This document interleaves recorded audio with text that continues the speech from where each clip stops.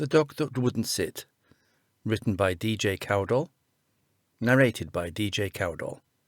Now, Ethel, you just take this tea, drink it all up and sit quietly, Susan asked politely, handing a warm mug of hot tea to the old lady. No, Ethel replied, more of a snarl than a response. She lifted her hand as if to take the mug, hand open in readiness.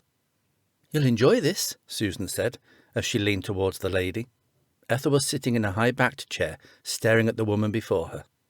Susan slowly moved the mug towards her, pleased to see that she was finally ready to engage with them.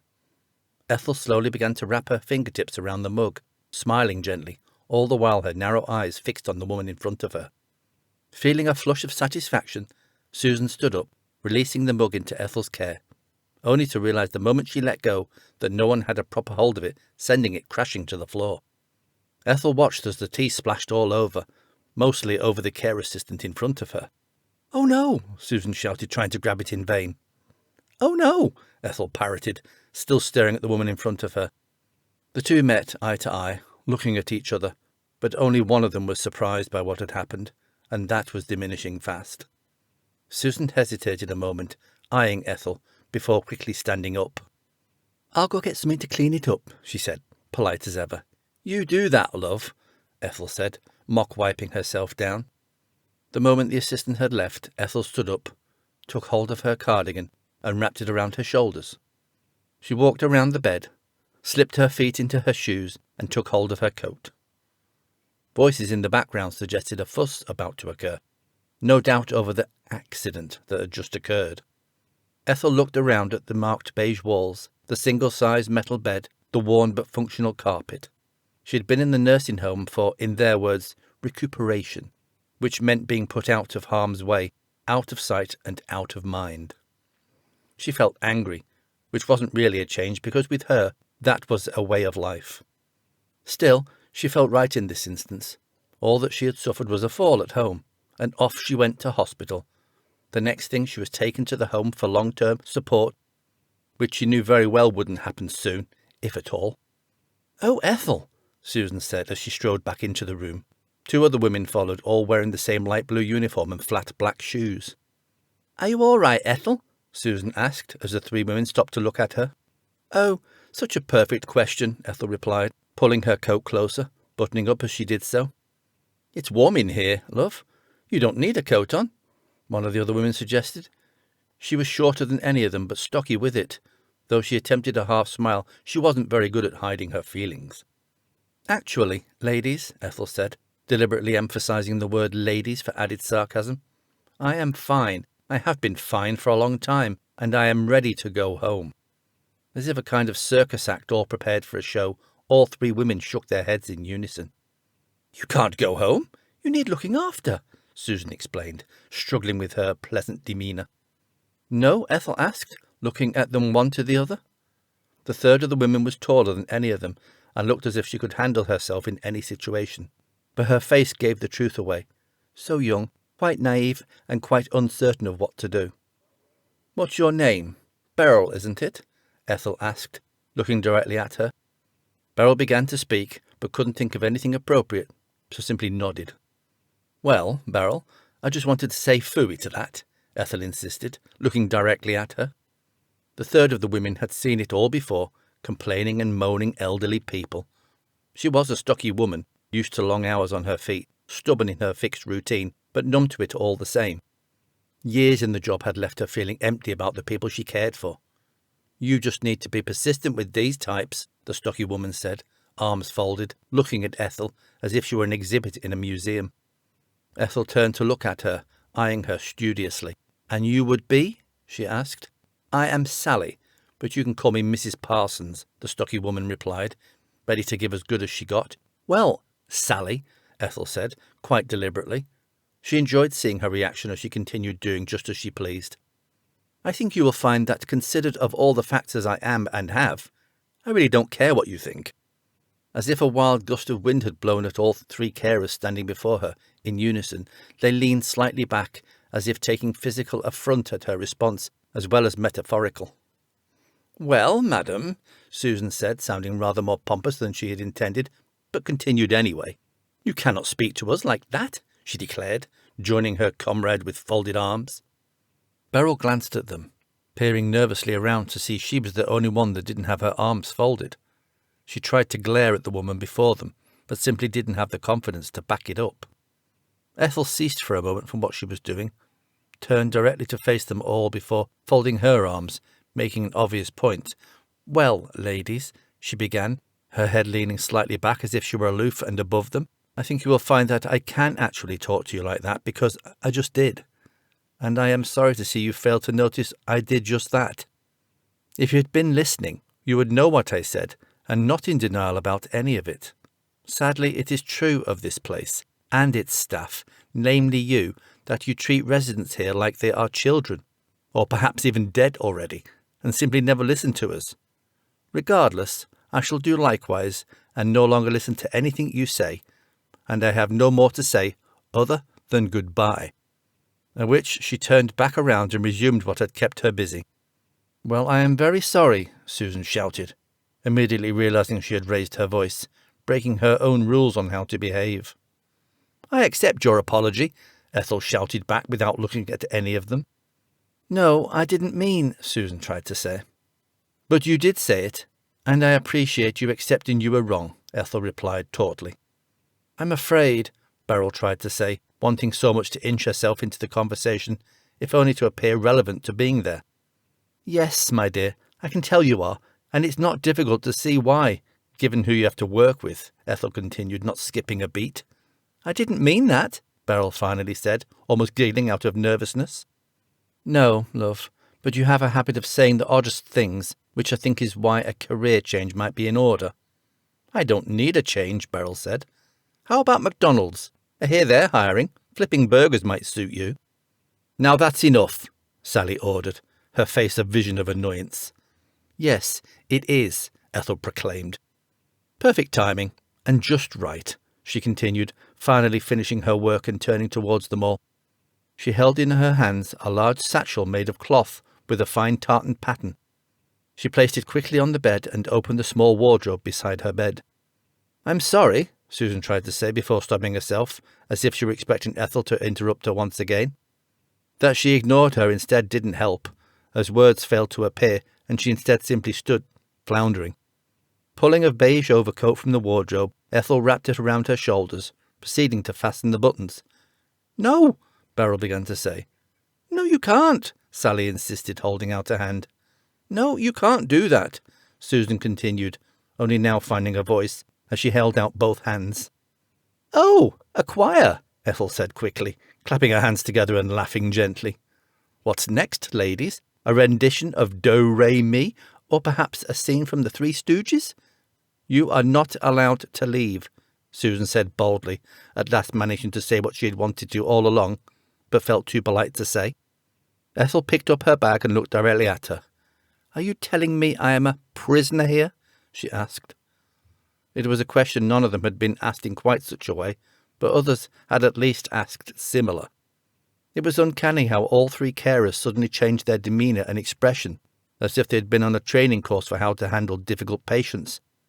And it all somehow began with a fake smile and hands being clasped together. "Now, Ethel, let us get you back into bed, and we can get you a nice cup of tea," Susan said, her mouth wide in a cheesy smile, while her eyes betrayed how she truly felt. "Yes, and I will get you some biscuits," Beryl said, almost in perfect timing with her colleague. "I'll get you a copy of your favourite newspaper," Sally said, not bothering to smile at all, but willing to go along, if only to get it over with. "Oh, that's so nice. Thank you," Ethel said, breaking into a polite smile. "Oh, lovely. You get into bed then, and we'll go get your things," Susan said, smiling properly at the others, and then back to her. "Right," Ethel said, slipping off her coat and pulling the bed covers back. Susan quickly turned and walked away, glancing at the others, as if for them to follow suit. The three walked away, chatting to each other, as Ethel watched them go. "I didn't think that would work at all," Beryl said, giggling as she looked at Susan. "Oh, Ethel loves her biscuits and her Daily Mail newspaper," Sally said, still not smiling. She appeared to be the type of person who would never be happy about anything, no matter what it was. Susan had once said to Beryl that if Sally had won the lottery and married a prince, she still wouldn't have smiled. Beryl retorted that she perhaps had used too much Botox, but that was one comment too far and was met with a frown. "Right, you go give Ethel that cup of tea, and I will attend the other things," Susan said, looking at Beryl. Beryl took the cup of lukewarm tea.